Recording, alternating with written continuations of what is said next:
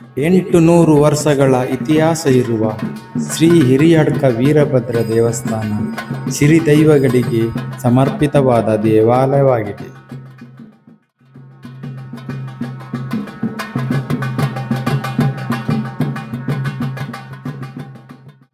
ಇದು ತುಳುನಾಡಿನ ಆಲಡ ದೇವಸ್ಥಾನಗಳಲ್ಲಿ ಒಂದಾಗಿದೆ.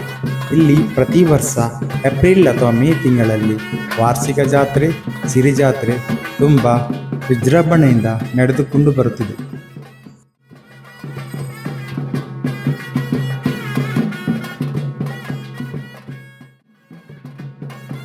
ಇಲ್ಲಿನ ಪ್ರಧಾನ ದೇವರು ಬ್ರಹ್ಮಲಿಂಗೇಶ್ವರ ಮತ್ತು ವೀರಭದ್ರ ಸ್ವಾಮಿ.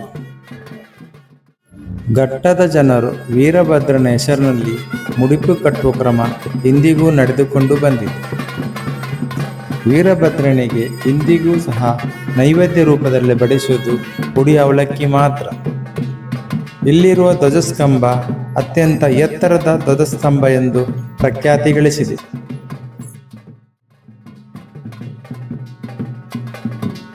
ಈ ದೇವಾಲಯ ಹಿಂದೆ ಆಳು ಹೆಗ್ಗಡೆಯವರ ಆಡಳಿತದಲ್ಲಿತ್ತು. ಇಲ್ಲಿ ಪಂಚಶಕ್ತಿಗಳ ಆರಾಧನೆಗೆ ಅಡಕತ್ತಾಯ ಎಂಬ ಓರ್ವ ಬ್ರಾಹ್ಮಣ ಅರ್ಚಕರನ್ನು ಆಳು ಹೆಗ್ಗಡೆಯರು ನೇಮಿಸಿದರು. ಪ್ರತಿದಿನ ಬ್ರಹ್ಮಸ್ಥಾನದಲ್ಲಿ ಪೂಜೆ ನಡೆಸಿ ಬ್ರಹ್ಮರ ಪ್ರಸಾದವನ್ನು ಬೀಡಿನ ಹೆಗ್ಗಡೆಯವರಿಗೆ ಕೊಟ್ಟು ಬರುವುದು ಅಡಕತ್ತಾಯರವರ ದಿನಚರಿಯಾಗಿತ್ತು.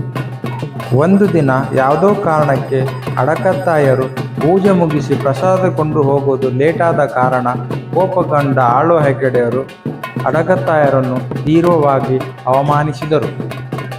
ಇದರಿಂದ ಮನನೊಂದ ಅಡಕತ್ತಾಯರು ಈ ಬ್ರಹ್ಮರಿಗಿಂತಲೂ ಶಕ್ತಿಶಾಲಿಯಾದ ದೇವರನ್ನು ತಂದು ಇಲ್ಲಿ ಸ್ಥಾಪನೆ ಮಾಡುತ್ತೇನೆಂದು ಪ್ರತಿಜ್ಞೆ ಮಾಡಿ ಕಟ್ಟ ಹತ್ತಿ ಬಾಳೆಹೊನ್ನೂರು ಸಮೇತ ಹೋದರು.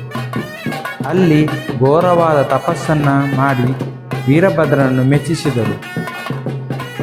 ನನ್ನ ಜೊತೆಯಾಗಿ ನನ್ನ ಊರಿಗೆ ಬಂದು ನೆಲೆಸಬೇಕೆಂದು ವೀರಭದ್ರನಲ್ಲಿ ಪ್ರಾರ್ಥಿಸಿಕೊಂಡಾಗ ವೀರಭದ್ರ ಸ್ವಾಮಿ ಅದಕ್ಕೆ ಒಪ್ಪಿ ತನ್ನ ಸಹಸ್ರಾರು ಗಣಗಳೊಂದಿಗೆ ಅಡಕತ್ತಾಯರ ಬೆನ್ನು ಹಿಡಿದು ಕಟ್ಟದಿಂದ ಇಳಿದು ಬಂದರು. ಹಿರಿಯಡಕ್ಕೆ ಬಂದ ಅಡಕತ್ತಾಯರು ಆಳು ಹೆಗ್ಗಡೆಯರೊಂದಿಗೆ ಸಹಕಾರದೊಂದಿಗೆ ವೀರಭದ್ರನಿಗೆ ಭವ್ಯವಾದ ಗುಡಿಯನ್ನು, ಅವನ ಗಣಗಳಿಗೆ ಗಣಶಾಲೆಯನ್ನು ನಿರ್ಮಿಸಿದರು.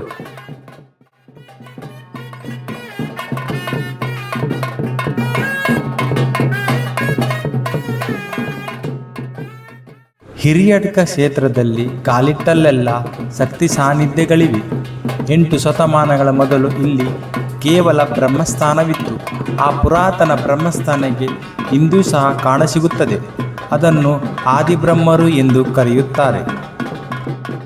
ಗರ್ಭಗುಡಿಯ ಮೂಲಪೀಠದಲ್ಲಿ ಒಟ್ಟು 6 ಸಂಕಲ್ಪಗಳಿದ್ದು, ಮೇಲಿನ ಅಂತರದಲ್ಲಿ ಖಡ್ಗೇಶ್ವರ ಚಂಡಿಕೆಯರಿದ್ದು, ಕೆಳಗಿನ ಸ್ತರದಲ್ಲಿ ಅಬ್ಬಗದಾರಗ ಮತ್ತು ನಡುವೆ ವೀರಭದ್ರ ಸ್ವಾಮಿಯ ವಿಗ್ರಹವಿದೆ.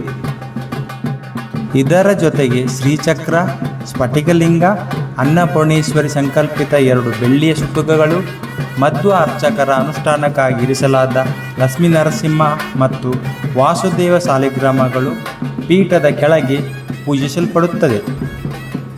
ಗರ್ಭಗುಡಿಯ ಹೊರಗೆ ಮೈಸಂದಾಯ ದೈವವಿದೆ.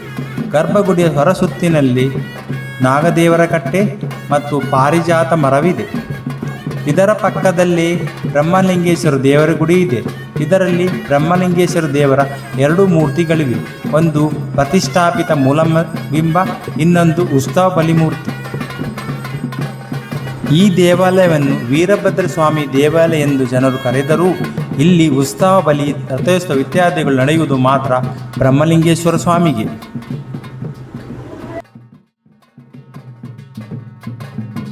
ತುಳುವರಿಗೆ ನಾಗ ಮತ್ತು ಬೆರ್ಮರು ಪ್ರಧಾನ ಆರಾಧನಾ ಶಕ್ತಿಗಳು. ಪ್ರತಿಯೊಂದು ತುಳುವ ಕುಟುಂಬಗಳಿಗೆ ಮೂಲನಾಗ ಮತ್ತು ಆದಿ ಆಲಡೆಗಳಿರುತ್ತವೆ. ಈ ಕ್ಷೇತ್ರಗಳಿಗೆ ತುಳುವರು ಪ್ರತಿ ವರ್ಷ ತಪ್ಪದೆ ಹೋಗುವುದು ಸಂಪ್ರದಾಯವಿದೆ. ಇವು ಕುಟುಂಬದ ತಾಯಿ ಬೇರುಗಳೆಂದರೂ ತಪ್ಪಾಗಲಾರದು. ಕುಟುಂಬದಲ್ಲಿ ಯಾವುದೇ ಶುಭ ಕಾರ್ಯಗಳು ನಡೆದರೂ ಈ ಕ್ಷೇತ್ರಕ್ಕೆ ಬಂದು ಹರಕೆ ಸಲ್ಲಿಸಿ ಹೋಗುವ ಸಂಪ್ರದಾಯವಿದೆ. ಆಲಡೆಯನ್ನು ಉಪೇಕ್ಷಿಸಿದವರಿಗೆ ಸಂತಾನಸಯವಾಗುತ್ತದೆ ಎಂಬ ನಂಬಿಕೆ ಇದೆ. ಆಲಡೆಗಳಲ್ಲಿ ನಾಗಬ್ರಹ್ಮರ ಜೊತೆಗೆ ಸಿರಿಕುಮಾರ ಆರಾಧನೆ ನಡೆಯುತ್ತದೆ. ಈ ಸಿರಿಕುಮಾರರ ಕಥೆ ತುಳುನಾಡಿನ ಮಹಾಕಾವ್ಯ ಎಂದರೂ ತಪ್ಪಾಗಲಾರದು. ಸತ್ಯನಾಪುರದ ಅಕ್ಕೆರಿಸು ಎಂಬ ದೈವಾಂಶ ಸಂಭೂತ ಮಹಿಳೆಯ ಕಥೆಯೇ ಈ ಸಿರಿ ಮಹಾಕಾವ್ಯ. ಈ ಕಥೆಯಲ್ಲಿ ಬರುವ ಅಕ್ಕೆರಿಸು ಆಕೆಯ ಮಗಳು ಸೊನ್ನೆ, ಗಿಂಡೆ ಮೊಮ್ಮಗಳಾದ ಹಬ್ಬಗದಾರಗ, ಸವತಿಯಾದ ಸಾಮು, ಆಕೆಯ ಪರಿಚಾರಿಣಿ ದಾರು ಮಗ ಕುಮಾರ ಇವರೆಲ್ಲರೂ ಮರಣ ನಂತರ ಅತಿಮಾನುಷ ಶಕ್ತಿಗಳಾಗಿ ಬದಲಾಗಿ ತುಳುನಾಡಿನ ಆಲಡೆಗಳಲ್ಲಿ ಸಾಮೂಹಿಕ ಆರಾಧನೆಗೆ ಒಳಪಡುತ್ತಾರೆ. ಇವರ ಈ ಸಾಮೂಹಿಕ ಆರಾಧನೆಯನ್ನೇ ಸಿರಿಜಾತ್ರೆ ಎಂದು ಕರೆಯುತ್ತಾರೆ.